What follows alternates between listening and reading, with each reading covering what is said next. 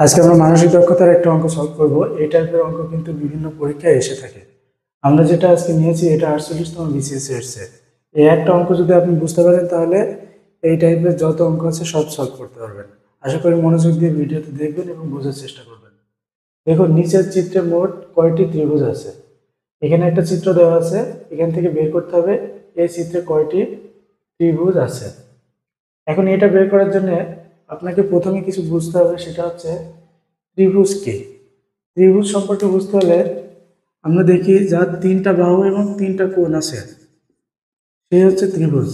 যেমনই হোক তিনটা বাহু এবং তিনটা কোণ থাকলেই হবে। বিভিন্ন ধরনের ত্রিভুজ হতে পারে। তাহলে ত্রিভুজ বুঝলাম। এখন দেখি এখান থেকে কয়টা ত্রিভুজ আছে। এটা আমরা দুইটা মেথডে বের করার চেষ্টা করব। প্রথম মেথডটা হচ্ছে চিত্রটা এঁকে নিই, যেমন আছে ঠিক তেমন। দেখেন এখানে কয়টা ত্রিভুজ আছে, প্রথমে সেটা বোঝার চেষ্টা করি। এখান থেকে এই তিনটা বাহু মিলে একটা ত্রিভুজ, এখান থেকে আবার এই তিনটা বাহু মিলে আরেকটা ত্রিভুজ, এখান থেকে এই তিনটা বাহু মিলে আরেকটা ত্রিভুজ। তাহলে যেভাবে আছে সেভাবে আমরা দেখলাম যে তিনটা ত্রিভুজ আছে। এবার পরের চিত্রে আমরা যেটা করব সেটা হচ্ছে মাঝখানের এই বাহুটা মুছে দেব, এই বাহুটা মুছে দেব।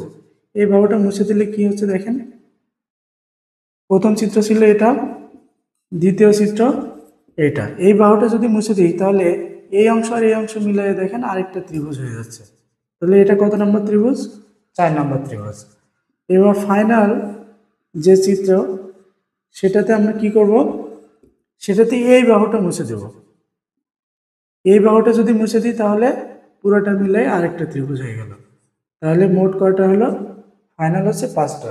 এই যে 5টি অ্যান্সার। এটা একভাবে গেল। আরেকভাবে আমরা করতে পারি, দ্বিতীয় পদ্ধতি, সেটা হচ্ছে প্রথমে পুরা চিত্রটা এঁকে নেব, মাঝখানেরগুলো বাদ পুরা চিত্রটা আঁকলাম, ওটা জাস্ট রিভার্স। তাহলে পুরা চিত্রটা আসলে এরকম একটা ত্রিভুজ হলো, প্রথমে একটা ত্রিভুজ। দ্বিতীয় ধাপে দেখেন এই যে মাঝখানের দাগটা দিব, মাঝখানের দাগটা দিলে আরো দুইটা ত্রিভুজ পাওয়া গেল। এবার তৃতীয় ধাপে কি করব দেখেন, একেবারে মেন চিত্রের মতো করে আঁকবো, মাঝখানের দাগটা দেব প্লাস এটাও করব।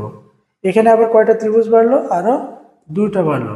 তাহলে এটা 4, এটা 5, আলটিমেটলি 5টা। তাহলে অ্যান্সার 5টা। আশা করি আপনারা বুঝতে পেরেছেন। এটা যদি বুঝতে পারেন তাহলে আপনারা নতুন একটা অঙ্ক করবেন, সেটা হচ্ছে